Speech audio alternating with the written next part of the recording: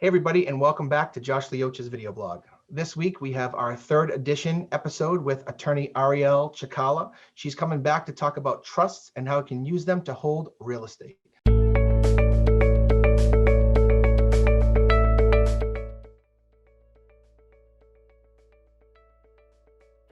All right, and welcome back. So again, we have our esteemed attorney Arielle Cecala here for her third edition with us, talking about real estate and all different things along the way. But today we're talking about trusts and how you can use a trust to hold ownership in real estate. And last episode, we kind of finished up, Arielle, with realty trust. So if you wouldn't mind, just kind of bring us back down that road, talk about that realty trust and how it can be used in the real estate world.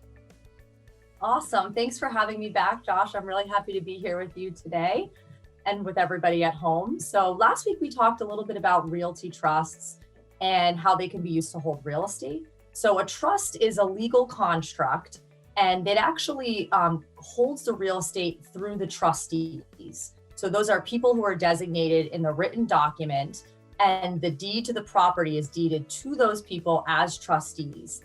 And the written document, the trust itself, talks about how, what are the rules behind whether that property can be transferred, who can sign for it, and things of that nature. So in a realty trust, you actually have the beneficiaries of the trust are directing the trustees to act.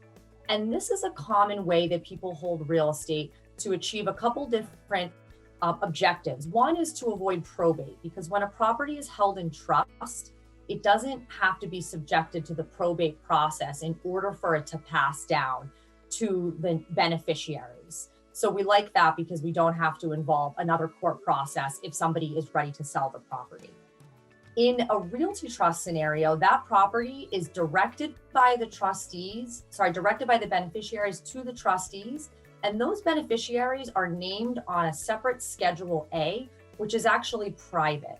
So the trust itself, or trustee certificate that talks about the general terms of the trust, those documents can be recorded with the Registry of Deeds, but who the beneficiaries are private. So people use realty trusts to pass the property down to beneficiaries, but also so that if there's a privacy issue of who the true owner of the property is, those beneficiaries, the public doesn't know that. They just know the trustees who are involved in signing the paperwork to sell the property. Okay. So one of the questions, I guess, that I have as a follow-up, or really two questions, is I always see revocable or irrevocable trusts, right? We run across those a lot. So I guess the first part of my question is, can you explain the difference, and can you explain the reasons why you'd use one or the other? And I guess where I see that the most, and where the questions always come from in my world, is in regards to when we have older family members going into a nursing home or going into nursing care, where in Massachusetts you have that situation where they can claw back and take the property and certain things to pay for those services and that care.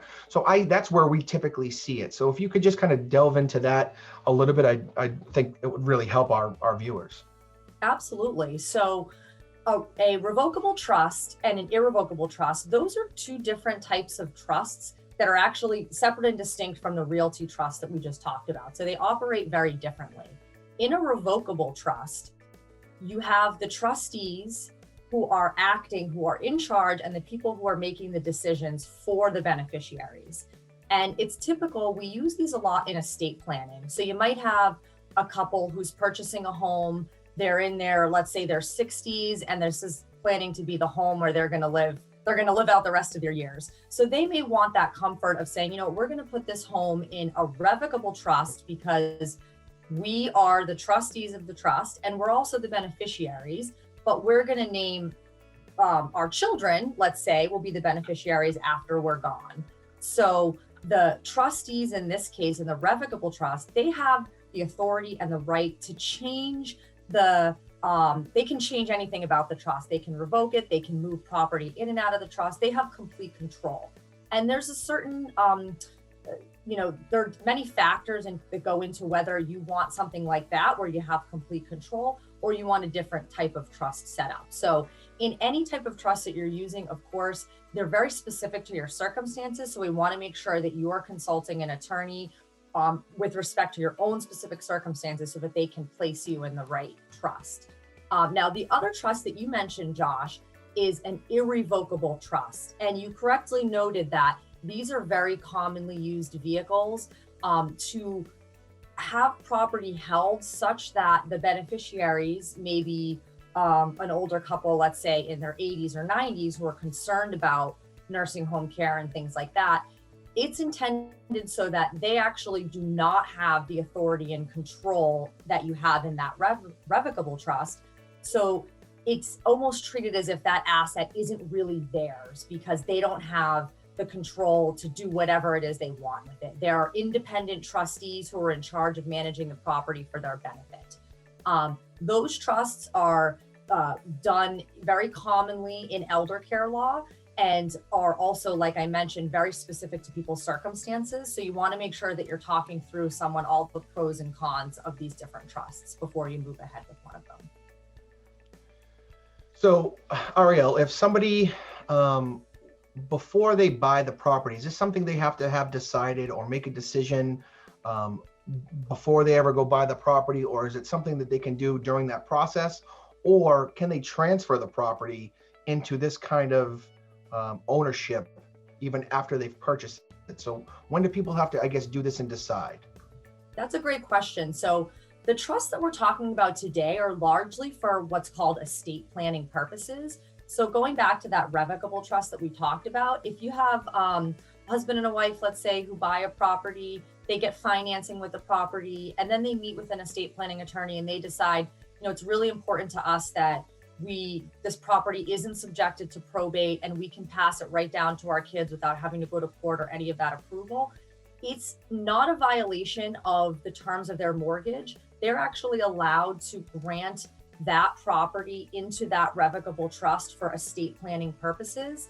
And it's not considered to be a default of their mortgage. So they are allowed to do that because in that circumstance, they are still the ones who are in control of the property. So they can amend or revoke the trust and they're in complete control just as they are as the borrowers. So that's a case where we're totally comfortable moving property in after it's closed. And one of the considerations, for example, is if you're going to refinance, because some lenders have a greater comfort with either closing a property in the name of a trust that's already established, or if you're refinancing once you've moved it in after the fact, some lenders only want you to close in your individual name. So you might be incurring some additional recording fees to transfer that property out of the trust, do your refinance, and then transfer it back into the trust. So it's following your estate planning wishes.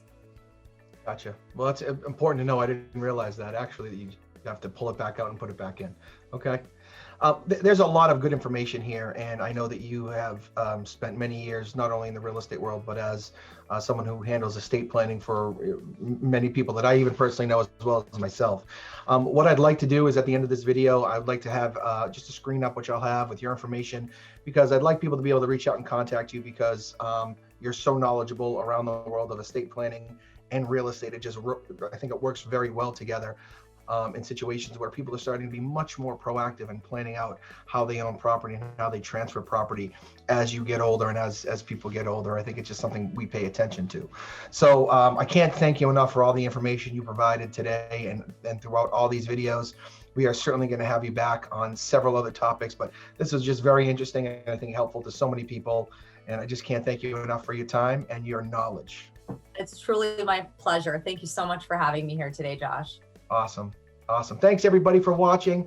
As I stated at the end of this video, Arielle's information will be left up so that you can reach out to her at her law office and seek any assistance or counsel that you may need. She is fantastic and just awesome to work with. So I would advise you to take advantage of that if you can, and certainly if you need those services.